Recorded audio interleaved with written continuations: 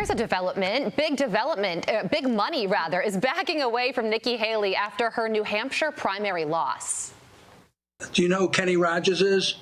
Yes, of course. You have to know when to hold them. You got to know when to fold them. You got to know when to walk away. It's time for Nikki Haley to walk away. I will be the first person to write her a check for president in 2028. There's no viable path to continue. You can only harm yourself by going to South Carolina and losing by 30-plus points. Florida Congressman Greg Steube joins us now. Congressman, great to see you as always. Yes. Should Nikki Haley go, on the one hand, Kenny Rogers, or, in a nod to you being a Florida Gator alum, Tom Petty, and not back down?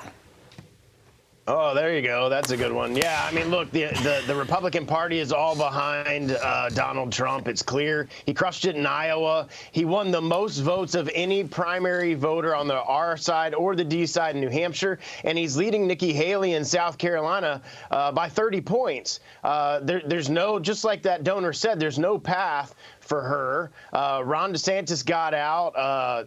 Tim Scott got out long before because he saw that there wasn't a path for him. It's time for the Republican Party to unite behind Donald Trump as our nominee and go into November fighting against Joe Biden.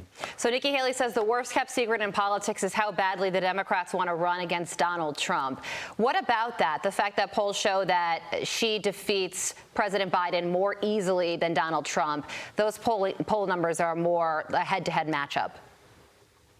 I just saw poll numbers that were the opposite of that. It shows Trump beating Biden and her not winning Biden. I think it was real clear politics. So, of course, it depends on what polls you look at. But consistently, over the last 6 months to a year, the strongest person to go against Joe Biden for Republicans in November is Donald Trump. He's the only person that can walk in on day one and reverse all of this horrible policy that the Biden administration has put on the American people over the last 3 years. I endorsed him a long time ago. It's time for all of us to get behind, stop spending money in primaries, and focus on Joe Biden. Well, Congressman, a lot of people are already looking ahead towards the general election and seeing what they think is an inevitability that former President Trump is going to be the eventual nominee.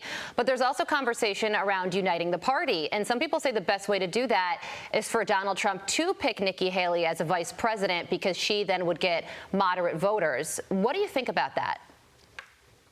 Yeah, apparently he's already made that decision. I don't think that the base, I don't know what he would gain by putting Nikki Haley as the vice president. I certainly would want somebody that's going to diversify the ticket from a political standpoint. He's apparently already made his decision, so I don't want to speculate as to who that person is. But the bottom line is we need Trump in the White House in November, and so that he can start in January to bring our country back on track. That donor also saying the same thing Huckabee was saying.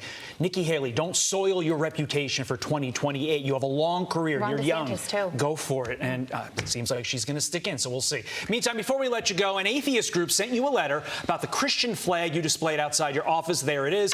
They write, this flag sends a totally inappropriate message, and for this reason alone, it should be removed. Congressman, obviously, you're quaking in the face of these demands. 20 to 30 seconds for your response. Yeah, obviously that flag's not going anywhere. I'm honored to display my faith in the halls of Congress, where thankfully we have a Constitution that gives us the right to express our religious freedom. And I'm honored that I had the opportunity to serve in the military and fight for their freedom to not believe in God. So the flag's not going anywhere, and honored to show my faith. Yeah, when I saw this headline, I said they can make that demand all they want. That flag isn't going anywhere. Congressman, thank you so much for joining us this morning. Have a great day. I'm Steve Doocy. I'm Brian Kilmeade. And I'm Ainsley Earhart. And click here to subscribe to the Fox News YouTube page to catch our hottest interviews and most compelling analysis.